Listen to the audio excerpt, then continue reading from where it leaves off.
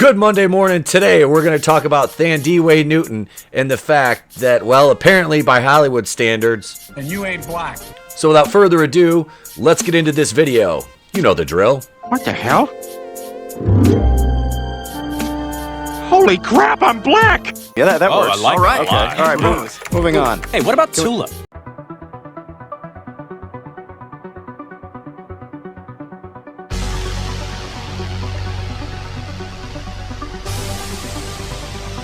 Thandiwe Newton's apology to darker-skinned women exposes the rot inside Hollywood. Yes, we're going to talk about this article this morning as a follow-up piece to the video I did the other day about Sean Penn saying men are feminized. And then Thandie Newton said, no, they're not. And then Thandie Newton has to come out a couple days later and issue an apology for being light-skinned.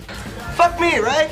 At this point, it's abundantly clear Hollywood has gone to hell in a handbasket, and there's no real way to change its trajectory. Within the short space of time, the entire industry will collapse in on itself due to its own insistence on embracing radical left identity politics. However, the self-immolation of Hollywood does expose the ugly flaw of leftism's worldview. You have done that yourself. Actress Thandie Newton, who recently decided 30 plus years after the fact to restore her original name, Thandiwe, in perfect symmetry with the modern age of racial identity politics, decided to issue an apology to darker-skinned black females over the availability of particular Hollywood roles. Now comes the part where we throw our heads back and laugh. Ready? Ready! I now realize that my internalized prejudice was stopping me from being like, I can play this role. When it's precisely the prejudice I've received. Doesn't matter if it's from African American women, Moore, or anyone else. Doesn't matter. I receive prejudice. Anyone who's received prejudice feels this character. I wanted so desperately to apologize every day to my darker skinned actresses, to say I'm sorry that I'm the one chosen. My mama looks like you, she continued before breaking down in tears. Are you serious? Thandie Newton plays a woman confronting white hunters in the Sundance film God's Country. She says she struggled with a different type of prejudice in the U.S. as a light-skinned black British actor. Sure she has. Sure, Dan. Oh, I'm so sure she has. Newton expressed shame and guilt over the fact she was chosen to play a character in God's Country, which is based on the story Winter Light by James Lee Burke. The character was both race and gender swap, putting Newton in his shoes, which is ironic given the source material. So she's apologizing for taking roles that darker skinned actresses should have gotten, but she's taking a role from a novel that was originally a 60-year-old white man. And you ain't black. What a story, Mark. In short, another property hijacked and repurposed to spread divisive and inflammatory rhetoric about race relations in America. Indeed, even the Los Angeles Times referred to the film as the perfect example of critical race theory. Side note, the same left insists that critical race theory either does not exist or has been dishonestly represented, depending on which cultural landmine they step on at any given moment. Regardless, we've seen this before, and it's only picking up steam as new crops of actors and actresses decide to jump on the cry in front of a webcam for political clout and sympathy routine, which is actually leading to more blowback and criticism, and rightfully so. You're playing a race and gender swapped role, and yet you're crying because you got the role over darker skinned actresses. Well, first of all, Thandiwe, or whatever you want to be called, this is disingenuous at best. This is a disingenuous attention. Her publicists were like, look, here's what you need to do. Go on camera, cry, and apologize. Because that's what heroes do. What sets Thandiwe's apology apart from the rest is the way she exposes the ugly underbelly of racism inside of leftist politics. Being white or lighter skinned automatically means oppressor to these folks, leading to a sense of self-hatred mixed with the opportunity to virtue signal for points, and that's exactly what she did. Unfortunately, it lights a pile of wet TNT under the entire concept of race relations in the nation, encouraging more racism as opposed to less. You see, Thandiwe Newton is biracial. Her mother was Zimbabwean, her father was a white Englishman. Now, under normal circumstances, this kind of interracial relationship would be celebrated under the cloak of traditional liberalism as a way of breaking down racial barriers, and of course, there's absolutely nothing wrong with it.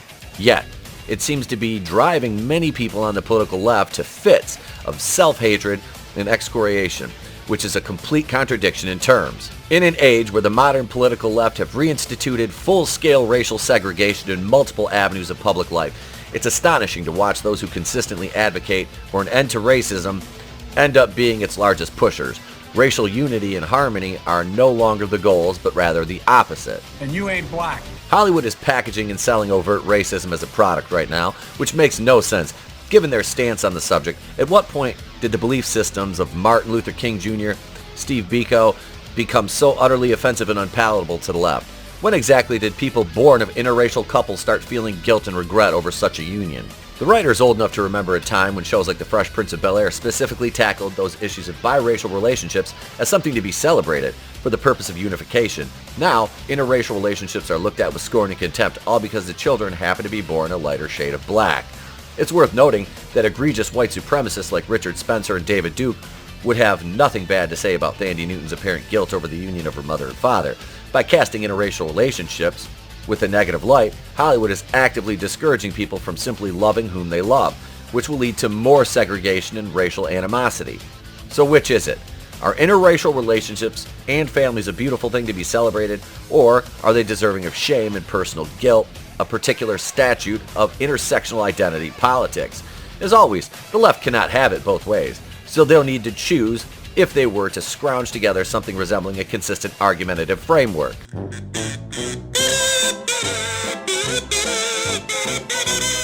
Yeah, and this is the problem with these people. And this Slade is exactly right here. You know, we were told growing up that there's nothing wrong with it. And there's not. There is absolutely nothing wrong with interracial relationships. These relationships are not the problem. It's the people that are treating them like they're something to be, you know, scorned. This is the entire argument of the left with all of these issues, all of these non-issues, I should say, that we see, and most of them come to light on Twitter, which is a horrible place for anything of any seriousness whatsoever. Like, I'm sorry, you shouldn't be getting all your facts and information from Twitter. Wait. I mean, there's been movies about interracial relationships through the years, other than Get Out, which wasn't a bad movie. It wasn't this transcendent fucking masterpiece, because Jordan Peele is kind of a douchebag. But no, this genre has been around forever. I mean, you have Look Who's Coming to Dinner with Sidney Poitier. You had Jungle Fever with Wesley Snipes. You know, all kinds of... What the fuck?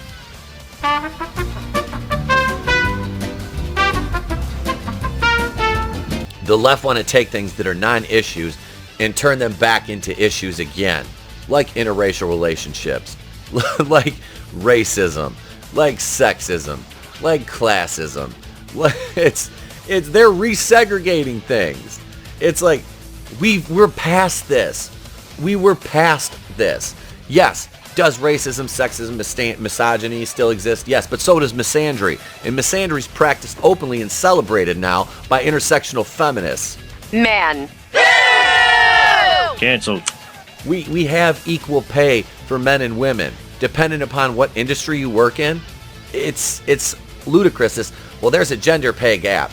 Well, if you can't say there's a gender pay gap as a wide sweeping generalization, because it has to be on the individual level of which profession you choose to get into. My wife works in a setting where she's paid the exact same as her male coworkers who have the same amount of experience. And she's better at her job than some of them. Does she get paid more because she's a woman? No. Would that be nice for us as a family? Absolutely, but it doesn't happen. You know, do I as a substitute teacher get paid more than a female counterpart? No. But they're short for male teachers, so I might get a little bit of preference over a job because of that. Have I ever been, called, any names for that? No, because they need more male teachers. So it just depends on the individual profession that you go into with a lot of these things. And acting is nonetheless, you're going to have casting directors that want a certain actor or actress because of their talent, not their skin tone. That's why we see race-swapped roles. Or, you might see somebody like Thandie Newton getting a role over somebody who is darker skinned. Is it something that she needed to break down and cry about on camera and get woke points for?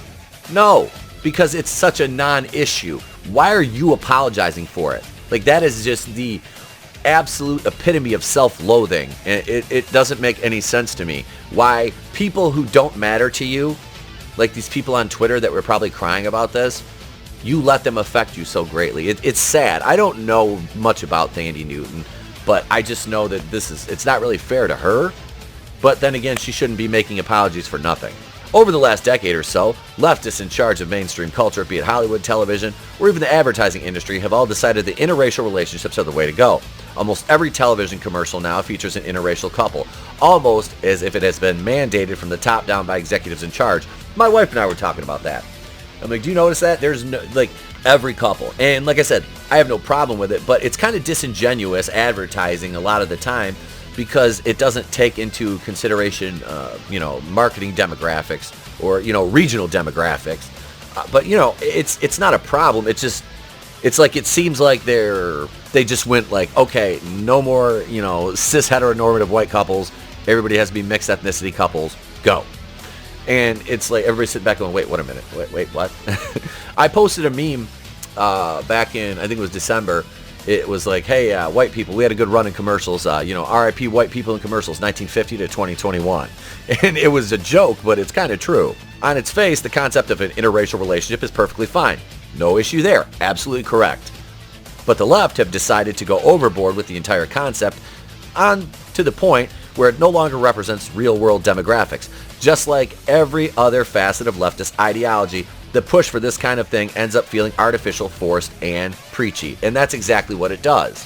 How ironic, then, that Hollywood elites like Thandie Newton are now bawling their eyes out and apologizing profusely for it. Leftism is a walking contradiction on its best day. And this is just another example of how it warps the thoughts and feelings of normal people, twisting them for perverse ends. We see the same problem play out on the left's archaic and idiotic take on the gender theory. On one hand, men and women are simply social constructs with no basis in biology. On the other hand, only women can understand pregnancy, which is why they alone should be allowed to slaughter children in the womb. Trans swimmers' future remains in doubt. It is ma'am.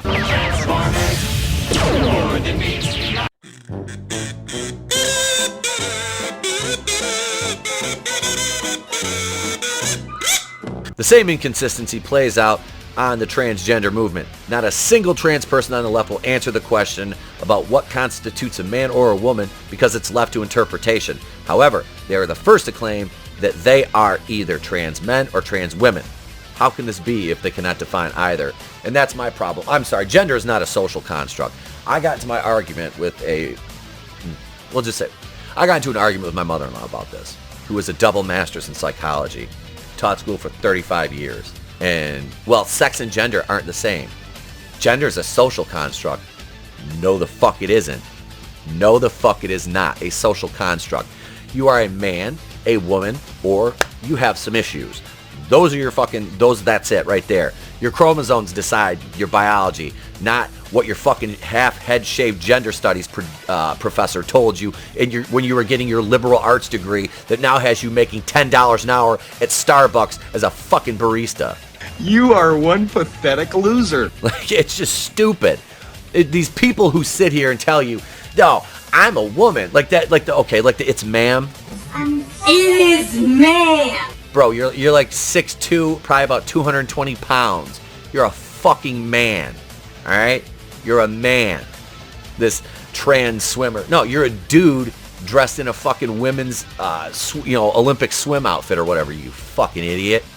I'm a woman. But you got 5 o'clock shadow at 10 in the morning. You ain't a woman, bro. You went full retard, man.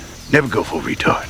And around we go. In one gigantic, very stupid circle. Hollywood's insistence on making a mockery of itself is boundless at this point.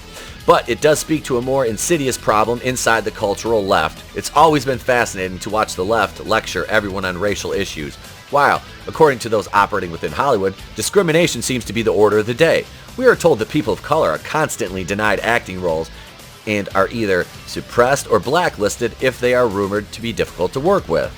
However, it's that same left that's in charge of Hollywood in the first place. It's not a conservative game, and indeed, if anyone comes out openly as conservative in the industry, the chances of them retaining their job for more than a week are less probable than drinking razor blades and expecting no ill repercussions.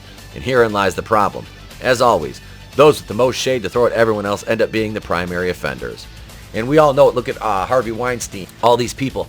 Harvey Weinstein. All these women. Harvey Weinstein's a god. Harvey, I owe you, Uncle Harvey. Jennifer Lawrence. Oh, Harvey.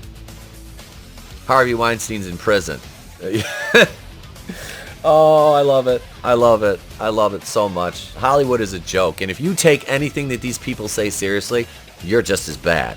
Point the finger, 3-point back. Hollywood elites, whether they're actors, directors, or writers, all seem to be fully invested in the new age of ideological distortion that is modern leftism. They've dedicated their very lives to pumping out propaganda material designed to shift the cultural discussion and, in turn, the direction of the country. We're constantly bombarded with stories about the evils of sexism, racism, homophobia, transphobia, the list goes on. It feels like every single movie and TV show is designed as a philosophical ICBM, a propagandistic warhead with the same amount of subtlety. Here it is right here. Harvey gave us just what we needed, another him. Finally, I'd like to thank Harvey Weinstein, the Punisher, that's his nickname.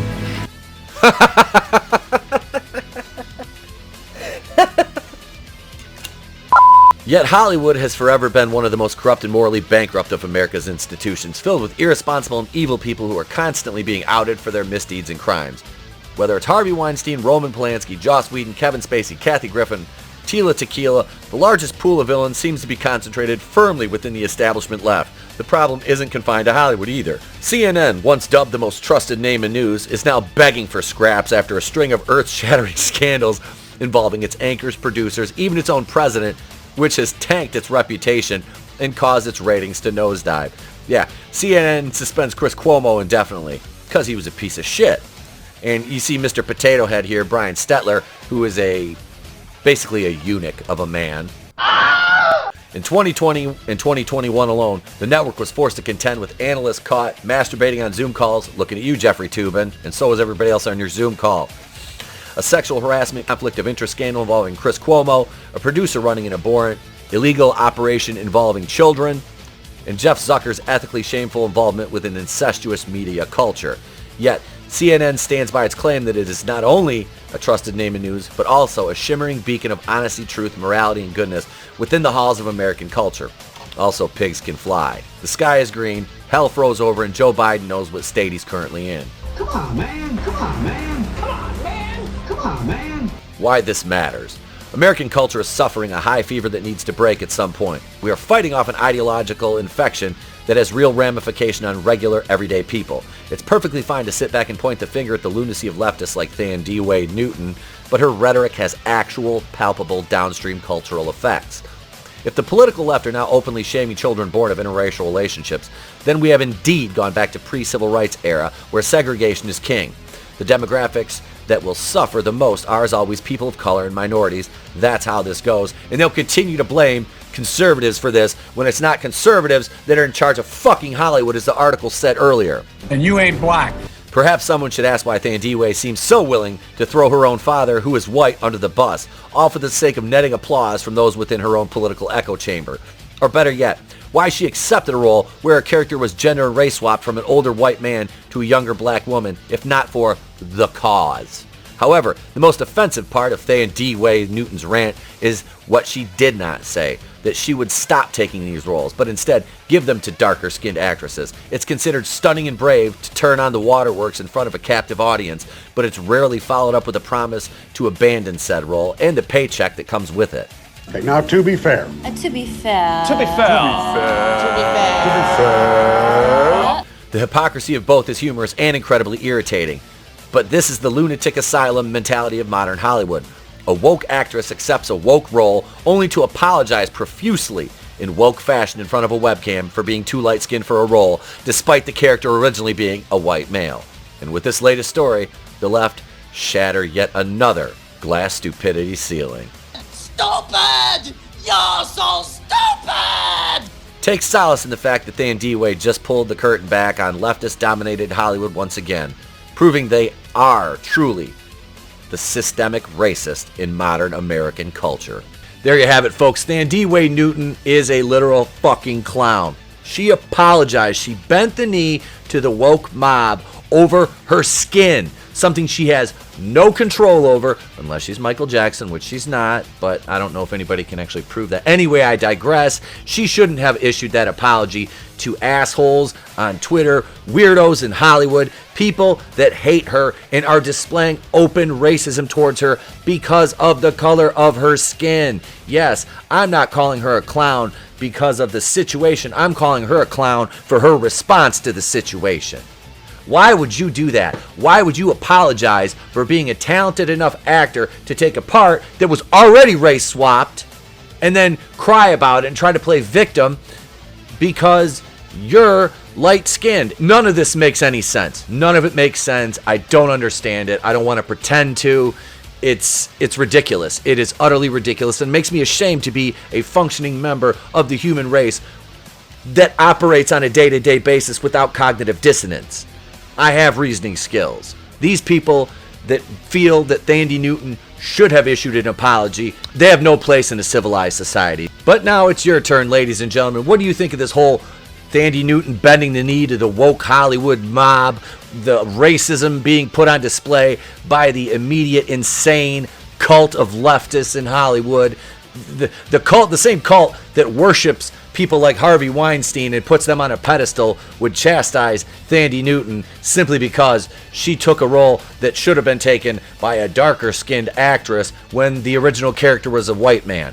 Who knows, ladies and gentlemen? Obviously, we don't. If we're sane, we don't know what the hell's going to happen next, because Hollywood is a consistent game of just when you think it can't get any worse, they say, hold my beer. That's it. Until tonight, ladies and gentlemen, 8:35 Eastern, the four horsemen of Monday nights, myself, Tony, Vinny, and Red, right here for Monday night Going In Raw. Then Wednesday night, check back in, 9 p.m. Eastern, for The Place to Be Reviewed. Wednesday night live, right here with myself, my co-host Tony ToneDef, Nick Utam, Commander Cody, and Saggy Melons. But until tonight, ladies and gentlemen, or you catch me on Twitter, do all the YouTube things, like, share, subscribe, and ding the bell for notifications.